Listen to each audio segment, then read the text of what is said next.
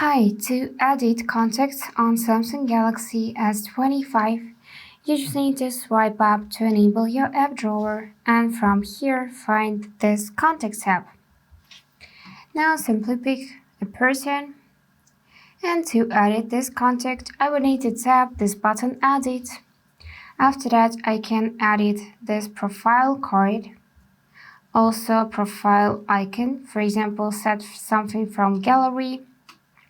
I can edit its phone number, also add an email and create group for this contact.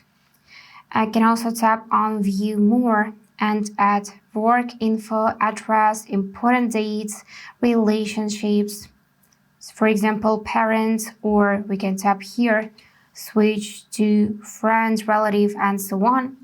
We can add some notes, even a website, and then just tap save and all of the information would be saved.